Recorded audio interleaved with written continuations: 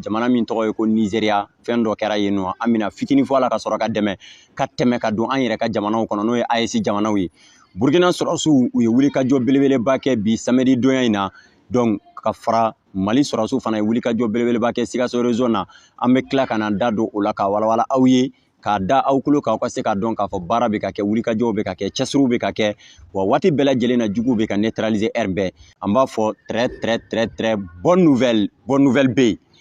an b'a daminɛ ni Nigeria jamana in an y'o de fɔ terrorisme bɛ yɔrɔ min na bi an bɛɛ ka fara ɲɔgɔn kan a Boko Haram wo a rebelle wo a bandi wo a bɛɛ Afrique jamana bɛɛ k'i bolo di ɲɔgɔn ma ka don da kelen fɛ ka bɔ da kelen fɛ ka ninnu kɛlɛ négociation bɛnkan an bɛɛ k'o bɔ a la an k'o dabila an k'u kɛlɛ de k'a yira diɲɛmaa bɛɛ la k'a fɔ ninnu de y'an kɛlɛ an fana b'u kɛlɛ o de filɛ nin ye o de ye ko in ɲɛ ye koyi wa o de bɛ se ka kɛlɛ in ban koyi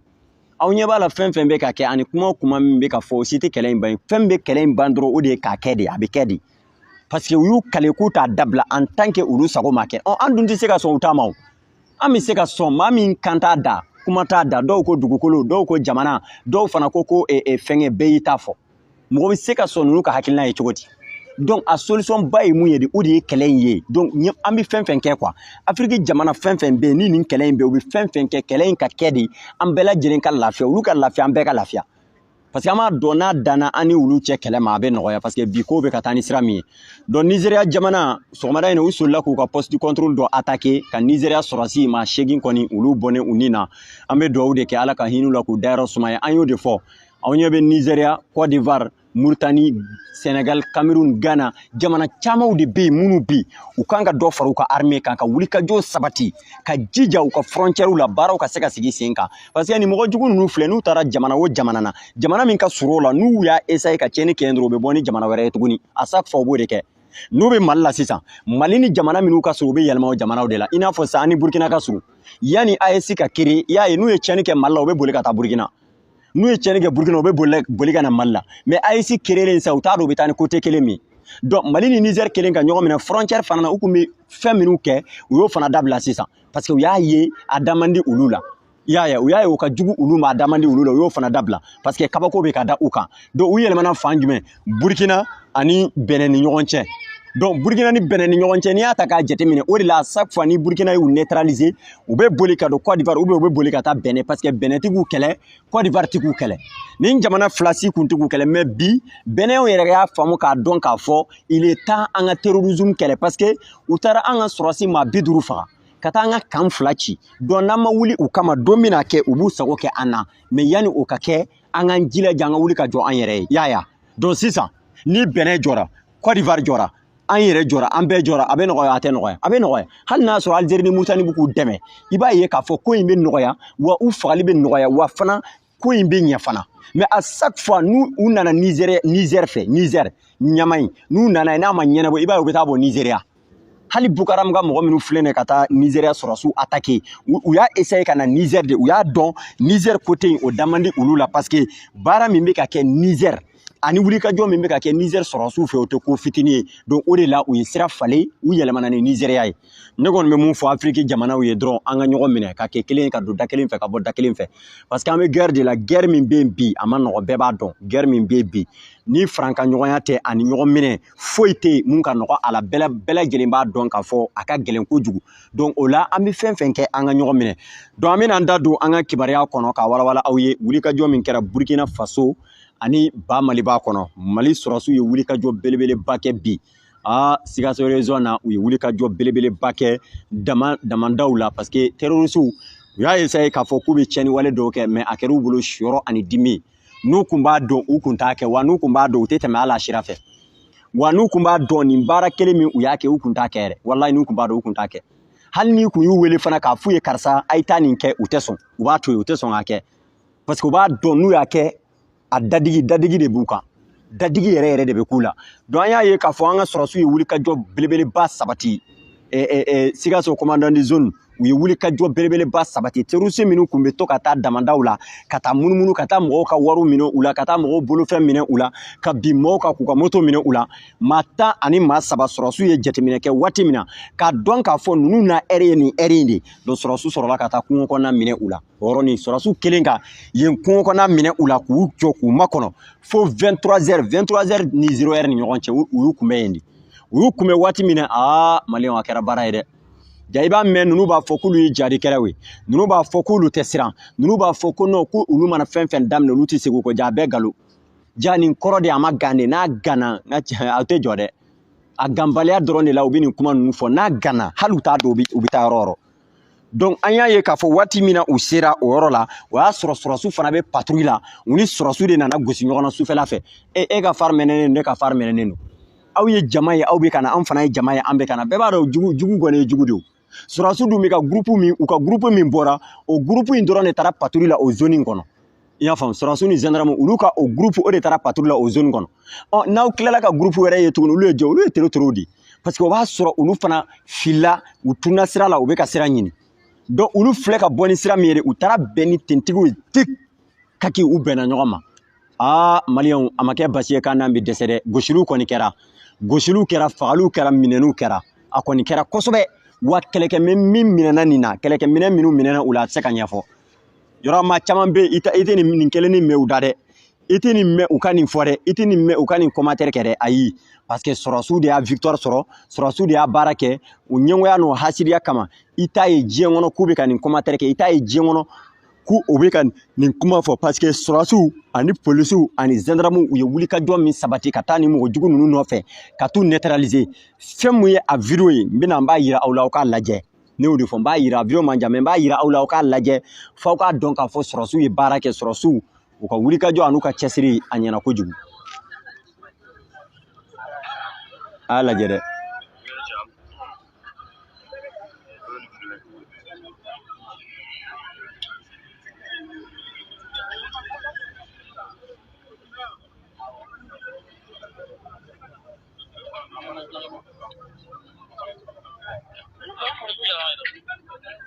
voilà aw bɛɛ kɔni y'a ye aw ɲɛ b'u ka kɛlɛkɛminɛn na dɛ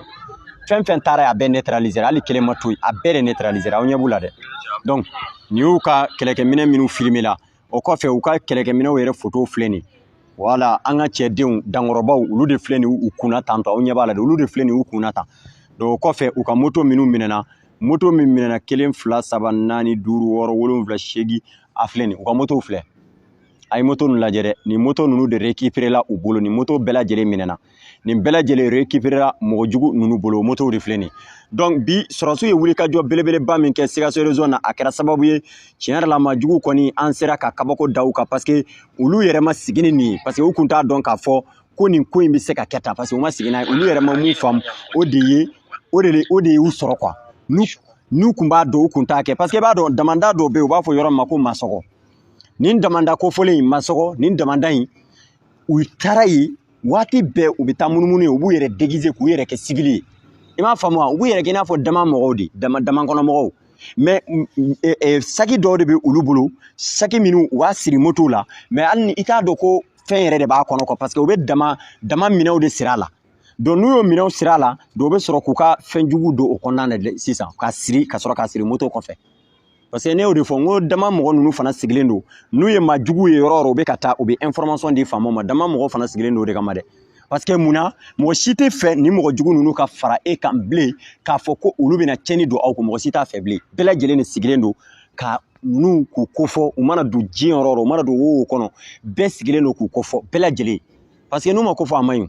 n'a fɔra ko mɔgɔ min na tiɲɛni don i kun mɔgɔ min i ka dugu ci mɔgɔ min i ka dugu jeni mɔgɔ min na tiɲɛni sugu bɛɛ ta ka ɲɛsin e ma donc e fana ka n'i sigi k'o tigilamɔgɔ lajɛ donc yan'a k'a ka tiɲɛni ta ka ɲɛsin e ma o k'a sɔrɔ e fana labɛnna donc nin dama in ko masɔgɔ nin dama kofɔlen in a kɛra sababu ye jugu kɔni a kɛra u bolo siyɔrɔ ani dimi ye parce que caman kɔni o fagara olu la kosɛbɛ kosɛbɛ an ka kɛlɛkɛcɛ minnu bɛ a région na minnu bɛ Sikaso région na minnu ye nin wulikajɔ ani nin baaraw kɛ ani nin cɛsiriw kɛ an b'u fo kosɛbɛ an bɛ dugawu k'u ye sɔrɔsiw k'a dɔn dɔrɔn maliyɛn den ɲuman bɛɛ b'u nɔfɛ nin sira ninnu kan wa maliyɛn den bɛɛ b'u dɛmɛ nin sira ninnu kan wa maliyɛn den bɛɛ de sɔnnen b'u ye nin sira ninnu kan wa maliyɛn den bɛɛ lajɛlen dalen b'u la nin sira in kan fana parce que u bɛ baara min na an ɲɛ b'a la o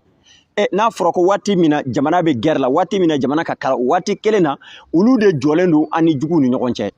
juguw kana se ka s'an na parce que o de la depuis moto ko in kuma fɔra depuis a fɔra ko moto bɛna interdit Audine Avsoniki ani Saneli belebeleba ninnu bɛna interdit Mali fan bɛɛ Mali région bɛɛ la Mali village bɛɛ la n'i y'a jateminɛ yen a bɛ interdit yɔrɔ o yɔrɔ kungo kɔnɔnaw na terroriste kɔnɔ mɔni daminɛna parce que u b'a dɔn ni moto ba ninnu interdira a kɛra u bolo baara ye dɛ u yɛrɛ y'a dɔn wa u y'a faamu donc o de la ne y'a dɔn k'a fɔ ɲɛmɔgɔw ka sariyaw bɛ yen sariya minnu n'u y'a ta u b'a ta kun dɔn wa u b'a dɔn olu bɛ k'a kɛ kun min kama parce que u b'a kun dɔn n'u m'a kɛ sisan n'u bɛna u sago de sɔrɔ donc n'u y'a kɛ o de bɛna kɛ sababu ye jamana in bɛ lafiya o de bɛna kɛ sababu ye jamana filɛ ni gɛlɛya o gɛlɛya a bɛ bɔ a gɛlɛya bɛɛ lajɛlen kɔnɔ ne b'o de fɔ maliyɛndenw ye dɔrɔn sɔrɔsiw bɛ patrouille la u bɛ wuli ka jɔ la a y'a lajɛ dɔrɔn bi i mana taa diɲɛ yɔrɔ o yɔrɔ i b'a ye sɔrɔsiw bɛ baara la Mali kɔnɔ bi Mali diɲɛ yɔrɔ n'i donna Mali fan o fan sɔrɔsiw bɛ wuli ka jɔ la u bɛ cɛsiri la surtout an ka partenaire minnu bɛ yen n'o ye Africa Corps cɛdenw ye Africa Corps cɛdenw bɛ opération na diɲɛ don o don u n'an ka sɔrɔsiw u tɛ sunɔgɔ u tɛ jungo u tɛ sɛgɛn waati bɛɛ u b'a la fo n k'a yira u la k'a fɔ Africa Corps mɔgɔw bɛ baara la hali bi an bɛ waati min kɔnɔ i n'a fɔ sisan u ye jema bɛɛ ka taa fo Yɛlɛmani u y'a bɛɛ don ɲɔgɔn na fo Lagamani fo Sebabugu u y'a bɛɛ don ɲɔgɔn na ka lajɛliw kɛ ka jateminɛw kɛ wa mobili minnu fana jɛnnen don siradaw la ani moto u ye olu bɛɛ lajɛlen sama ka bɔ n'u ye sirada la donc u b'a yira an na k'a fɔ baara de bɛ ka kɛ wa an ka partenaires tiɲɛ yɛrɛ la mɔgɔw don maa minnu u bɛ wuli ka jɔ la u bɛ cɛsiri la kosɛbɛ nin ko ninnu na walasa jamana bɛ se ka lafiya cogo min na a ye Africa Corps mɔgɔw lajɛ a y'a lajɛ dɛ nin ye jɛma di nin kɛra jɛma di aw ɲɛ b'u la filɛ gidɔrɔn kan u bɛ patrouille la u filɛ nin ye jɛma di ni terroristes ye cɛw ye u ka n'a kɛ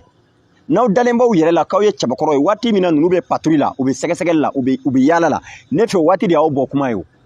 waati de y'aw yaala kuma ye o waati de y'aw ka ko ɲɛɲini kuma ye o waati de aw kan k'aw yɛrɛ yira de k'a fɔ ko Africa Corps anw de filɛ nin ye parce que Africa Corps mɔgɔw tɛ kulonkɛ dɔn dɛ parce que mɔgɔ ninnu u b'u faga ka tila k'u ka drapeau ta k'a gulon k'a yir'u la anw de y'aw faga an de tilala k'aw ka drapeau ta tuguni a filɛ nin ye donc franchement an kɔni Africa Corps cɛdenw anw b'u fo an bɛ dugawu k'u ye parce que Africa Corps cɛdenw olu ye fɛn dɔ yira maliyɛndenw na k'a fɔ olu bɛ wuli ka jɔ ni cɛsiri min na a tɛ jɔ baara de bɛ continuer wa baara de bɛ taa baara in bɛ continuer fo ka taa fɔ k'a danna yɔrɔ min na baara in bɛ continuer ten de donc an bɛ Africa Corps cɛdenw fo kosɛbɛ kosɛbɛ kosɛbɛ ka dugawu k'u ye ala k'u dɛmɛ kosɛbɛ ala k'u dɛmɛ an bɛ dugawu k'u ye waati bɛɛ fɛn mun ye gacha éléments fana ye olu fana dalaman don an bɛ waati min kɔnɔ i n'a fɔ sisan Kidali ko kan u dalaman don kosɛbɛ kosɛbɛ parce que baara ninnu bɛ ka taa cogo min na u yɛrɛ b'a dɔn sisan kɔni an ka taa de don kulonkɛ t'a la donc u b'u continuer o siraw de fɛ ka gosiliw kɛ ka frappes kɛ ka tugu ɲɔgɔn kɔ fo juguw bɛɛ lajɛlen ka se ka ban a y'a lajɛ sisan Kolokani Jema Lagamani Sebabugu Sandare Diboli Nioro du Sahel Ɲɔnɔ nin yɔrɔ fɛn fɛn bɛ bi k'a bɛ Kayi région na k'a bɛ Kayi mara la mun bɛ Kulukoro région na i b'a ye k'a fɔ mɔgɔ jugu fɛn fɛn kun dagalen bɛ nin yɔrɔ in na a bɛɛ bɛ k'a yɛrɛ ɲini kelen kelen hali u dɛmɛbagaw b'u k'u yɛrɛ ɲini kelen kelen parce que sɔrɔsiw bɛ patrouille kɛ su u b'a kɛ tile sɔrɔsiw bɛ patrouille kɛ waati bɛɛ sɔrɔsiw tɛ jɔ u t'a dabila wa heure bɛɛ u bɛ don u nɔfɛ fana donc nin de la an maliyɛndenw kan k'a dɔn k'a fɔ baara min bilala sen kan a bilala anw yɛrɛ lafiyali de kama quoi n'i ye jamana ɲɛmɔgɔw ye ka sariya o sariya ta terrorisme kɛlɛli la n'an m'u dɛmɛ a la an man k'u lagosi a la fasodenjugu bɛ se k'u lagosi o ye olu ka hakilina o ye olu kungo de mais an minnu ko Mali ka d'an ye faso in ka d'an ye faso in ka se ka lafiya o de ka di an maliyɛndenw ye an kan k'u soutenir de k'u dɛmɛ baara in na parce que u ka se ka courage sɔrɔ ka se ka kɛlɛ kɛ ni juguw ye fo juguw ka ban fo juguw k'a dɔn k'a fɔ olu ye ko de kɛ u tɛ se ko min kɔrɔ quoi donc o la waati bɛɛ ni sɔrɔsiw ye u ka wuli ka jɔ kɛ diɲɛ fan o fan o k'a sɔrɔ an population civile an fana labɛnnen don k'u dɛmɛ an labɛnnen don k'u dɛmɛ u ka baara bɛɛ lajɛlen de la bi information nafaba de bɛ baara in na bilahi ni ye information kelen di k'a jɛlen don i b'a ye k'a fɔ a bɛ sɔrɔsiw dɛmɛ baara belebeleba de ma wa a bɛ sɔrɔsiw kisi ka bɔ embuscade la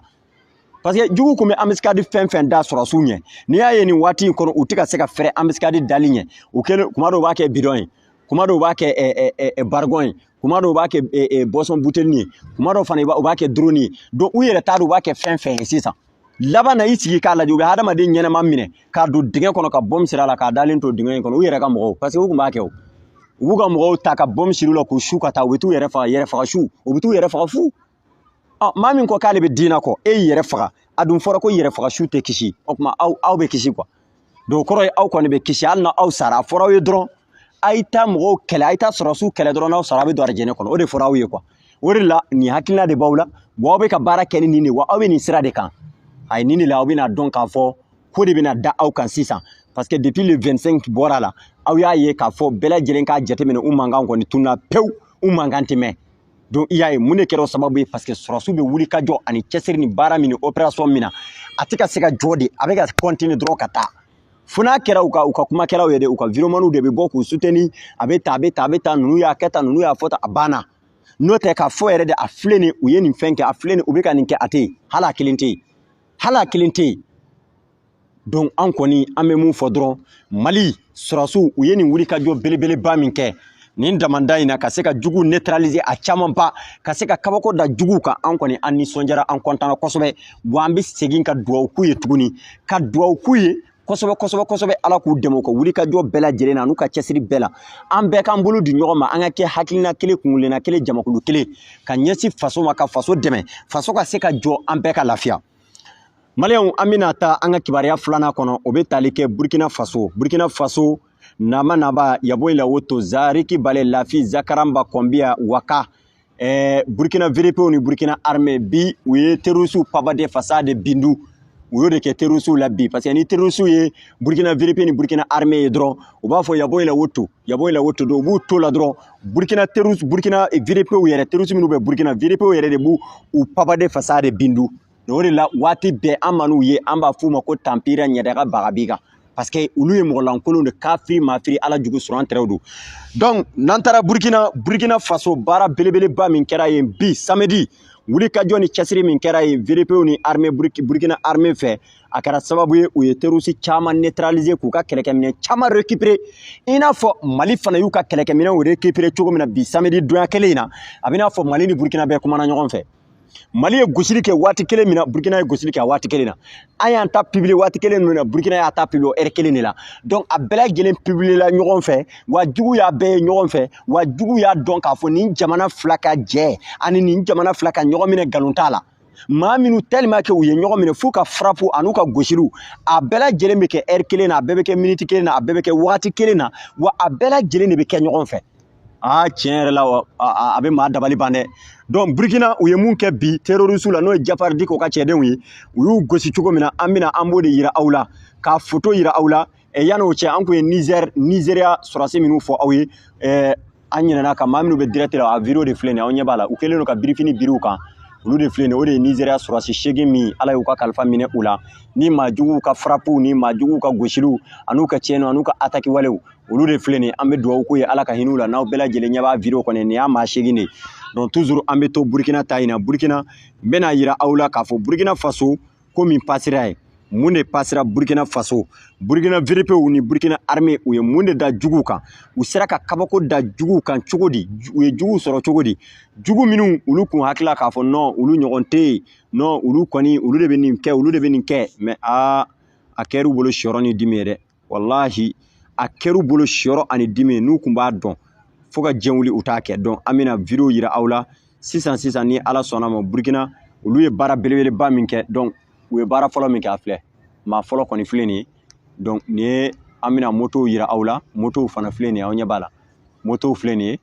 donc o kɔfɛ an b'a bɛɛ wele u ka kɛlɛkɛminɛw de filɛ nin ye aw ɲɛ b'a la dɛ u ka kɛlɛkɛminɛw filɛ nin ye minnu minɛna lasasiw ni marifaw ni talikiwalikiw a n'a ɲɔgɔnna caman olu bɛɛ lajɛlen minɛna an tɛ se ka fɛn ninnu bɛɛ yira donc parce que mɔgɔ ninnu filɛ nin ye u bɛ taa mugujuguw de da yɔrɔ la bidɔn de filɛ nin kɔnɔ dɛ a y'a lajɛ dɛ bidɔn de filɛ nin kɔnɔna na tan u bɛ taa nin bidɔn in de bila sɔrɔsiw ɲɛ walasa sɔrɔsiw bɛ se ka yɛlɛ a kan cogo min na k'a sɔrɔ kunkolo min bɛ sɔrɔsiw la o tɛ olu la parce que sɔrɔsiw bɛ jateminɛ kɛ ni hakili ye ka sɔrɔ ka ko kɛ sɔrɔsiw bɛ jateminɛ kɛ ka sɔrɔ ka fɛn kɛ donc sɔrɔsiw b'o de kɛ donc an y'a ye k'a fɔ Burkina armée ni Burkina VDP kɔni ni majugu kafiri mafiri ala jugu sɔrɔ tɛrɛ ninnu u ye camanba de faga u cɛ la an kɔni an nisɔndiyara an kɔntana kosɛbɛ an y'a dɔn k'a fɔ hali bi maliyɛn den bɛɛ lajɛlen kan ka nisɔndiya AES ka den bɛɛ lajɛlen kan ka nisɔndiya parce que nin baara ninnu an y'a dɔn sɔrɔsiw bɛ k'a kɛ ni sira minnu ye o de ye wulikajɔ ye terroriste min neutralisera bi Burkina a tɛ se ka lakale minnu neutralisera bi Burkina moto min minɛna u la a tɛ se ka ɲɛfɔ donc an bɛ Burkina VDP fo an bɛ Burkina armée fo ka wulikajɔ an'u ka cɛsiri an'u ka baara bɛɛ lajɛlen na hali bi AES soldat aw bɛɛ k'aw bolo di ɲɔgɔn ma AES soldat aw bɛɛ ka fara ɲɔgɔn kan AES soldat aw bɛɛ ka dɔn k'a fɔ aw bɛ guerre de la guerre min aw b'a la a ma nɔgɔ parce que guerre médiatique de don guerre communication de a bɛɛ lajɛlen de b'a la donc o la fɔ k'aw cɛsiri de fɔ k'aw cɛsiri kosɛbɛ n'aw y'aw cɛsiri aw b'a ye k'a fɔ kow bɛɛ lajɛlen bɛ sigi sen kan wa kow bɛɛ lajɛlen bɛ ɲɛ donc ni kow ɲɛna a nafa fɔlɔ a bɛ na aw de kan donc o la an bɛɛ lajɛlen k'a lajɛ an ka ninnu dɛmɛ cogo min na ne b'o de fɔ burkinabɛw ye kuma bɛɛ n ko burkinabɛw ma n ko waati sera an k'a lajɛ communication cogoya an k'a dilan ka ɲɛ an ka sɔrɔsiw dɛmɛ u ka baara bɛɛ la waati bɛɛ n'u ye frappe kɛ an ka bɔ k'a yira diɲɛ bɛɛ la Burkina VDP ni Burkina armée ye kabako da terroriste kan parce que terroriste filɛ hali n'u ye sɔrɔsiw ka bidon kelen sɔrɔ u bɛ semaine kelen kɛ u b'a publier u bɛ semaine kelen kɛ don o don diɲɛ don o don u bɛ bidon in ta 20 litres bidon u bɛ nana u b'a fɔ ko ye nin minɛ sɔrɔsiw de la u b'a kɛ kuma bɛɛ surtout n'u sera ka sɔrɔsi kelen yɛrɛ minɛ ou bien ka sɔrɔsi kelen sɔrɔ kɛlɛdaga la kɛlɛ dunna fɛn bɛɛ b'a la e bɛ se ne la ne bɛ si la e bɛ se ka ne sɔrɔ ne bɛ se k'i sɔrɔ fɛn bɛɛ lajɛlen bɛ kɛlɛ la donc ne kɔni b'a ɲini lajɛbaga ni lamɛnbagaw fɛ aw ka nin ja ninnu partager kosɛbɛ u ka taa fan bɛɛ lajɛlen na bi kunnafoni minnu sɔrɔla o de kun ye nin kunnafoni fila in ye Mali armée ye wulikajɔ min kɛ ani Burkina armée ye wulikajɔ minnu kɛ ka se ka jugu kɔni neutraliser olu de kun ye nin ye donc an lajɛbaga n'an kanubaga Mali kɔnɔ ani Mali kɔkan an b'aw bɛɛ lajɛlen fo aw kana ɲinɛ ka vidéo partager aw kana ɲinɛ ka vidéo aimer aw kana ɲinɛ aw minnu bɛ direct la nin waati in kɔnɔ aw kana ɲinɛ ka cœur ba di vidéo ninnu ma walasa vidéo bɛ se ka fanga sɔrɔ u bɛ taa yɔrɔ jan na cogo min na wa fana a laban na wele bilalen don maliyɛn den bɛɛ lajɛlen sini ni Ala sɔnna ma n'o bɛ bɛn samedi ma n'o bɛ bɛn le 7 juin 2026 dimanche à partir de 14h an bɛ ɲɔgɔn sɔrɔ Palais des Sports la Palais des Sports wele jumɛn de bilalen don maliyɛn den bɛɛ lajɛlen an ka président n'o ye général d'armée Assimi Goïta ye welewele da don k'a lase maliyɛn den bɛɛ ma général d'armée Assimi Goïta a ka san 5 dafara sini an ka bɔ iko kɔnɔkulu an ka taa Palais des Sports dala la a kɔnɔna k'a fa dewu k'a yira maliyɛn bɛɛ la k'a fɔ nin de y'an faso ye nin de y'an ka jamana ye wa an ka président n'o ye général d'armée Assimi Goïta an b'a fɛ bi an b'a fɛ sini an b'a fɛ sini kɛnɛ wa an bɛ sa Assimi de nɔfɛ wa an k'o yira diɲɛma bɛɛ la parce que jugu nana bin anw kan ka tiɲɛni don an kunna donc an ka président n'a ka san 5 dafara an bɛ san 40 wɛrɛ d'a ma tuguni a bɛ kɛ san 45 ye maa minnu sigilen don élection de pɛtɛrɛ aw b'aw yɛrɛ sɔrɔ yen bilahi a nafigi minnu sigilen don o kuma ninnu na aw bɛɛ b'aw yɛrɛ sɔrɔ yen parce que maa caman b'a ko la kumakɛlaw b'a la a n'a ɲɔgɔnna caman an k'a lajɛ an ka boutique an ka bɔ nin ko in kɔnɔ an ka bɔ nin ko in kɔnɔ n'an bɔra a kɔnɔ terroriste bɛ bogo don aw la sisan sɔrɔsiw de bɛ ka terroriste kunbɛn su ni tile f'aw k'o faamu donc wele bilalen don maliyɛn den bɛɛ aw bɛɛ ka bɔ i ko kɔnɔkulu aw ye bɔli min kɛ Stade Mamadu Konate la k'a yira diɲɛma bɛɛ la k'a fɔ fɛn min kɛra an ka jamana kɔnɔ a ma diya an ye donc a ye bɔ fana an ka président ka san 5 an ka taa yira diɲɛma bɛɛ la k'a fɔ a diyara an ye wa an b'a renouveler fo siɲɛ 3 an b'a renouveler fo siɲɛ 3 diɲɛ bɛɛ k'a ye